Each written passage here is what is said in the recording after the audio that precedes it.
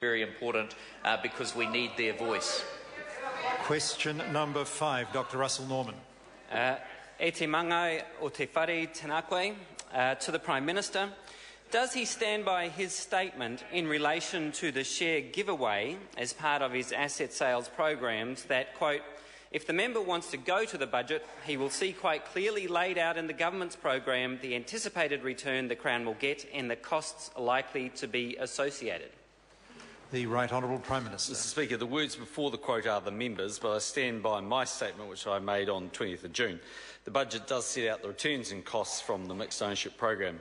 Ministers have since made a decision in principle to offer a loyalty bonus. We're taking advice on how to treat this in the government's books. For example, whether we need to make a separate appropriation for it.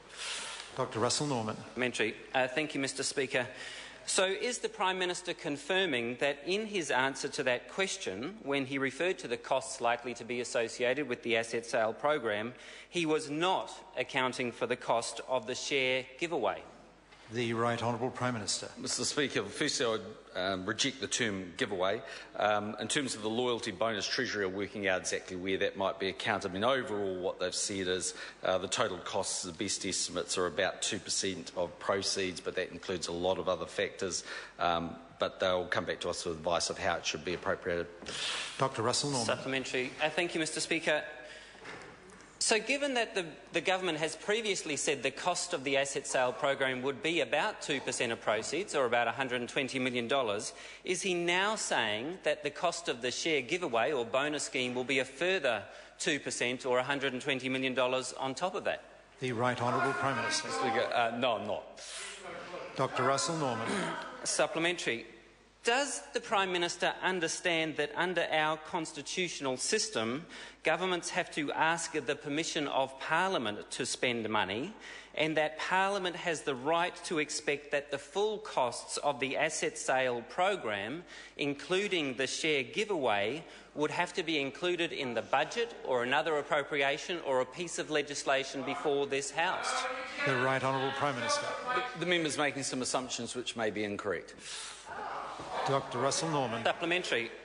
Which assumptions are incorrect? The Right Honourable Prime Minister. The way that the loyalty scheme will be paid for, at the moment we're taking advice on that, but there's a number of ways it may be paid for. Dr. Russell Norman. Thank you, Mr Speaker. Given that in his earlier answers to David Shearer, he said that the way he planned to pay for the loyalty scheme was to hold some shares back from the asset sale program and then use them for the loyalty scheme, then why wouldn't he need parliamentary approval to give away those further shares, given that giving away shares is the same as spending money and the government needs parliamentary approval to spend money? The Right Honourable Prime Minister. Mr Speaker, the member's making some assumptions that may not be correct, like so many things he said about the mixed ownership model, but I can assure the member the government will follow the law. We always do on this side of the House. Dr. Russell. Supplementary. Order. Yeah, tell that to Banksy. Order. Order.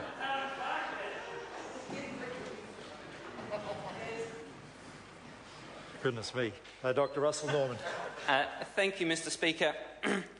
In light of his comment on the weekend that we don't favour one group over another, why is his government planning to make the 95% of New Zealanders who won't buy shares in these companies subsidise the 5% who might? The Right Honourable Prime Minister. Mr Speaker, again, that's where the member's just talking rubbish and has been the whole way through. For a start off, there are 1.8 million Kiwi Saver accounts around New Zealand. My guess is a great many of those will probably participate. Secondly, the New Zealand Super Fund is likely to be a buyer along with ACC, may well buy in these shares. But most importantly, the proceeds from the mixed ownership model will be used to buy other assets for the benefit of New Zealand. And when we go and build $1 billion worth of 21st century schools, that member will want to be associated with that, I'm for sure. Question number 6, Grant Robertson. Tēnā koe, Mr Speaker. My question is to the Prime Minister.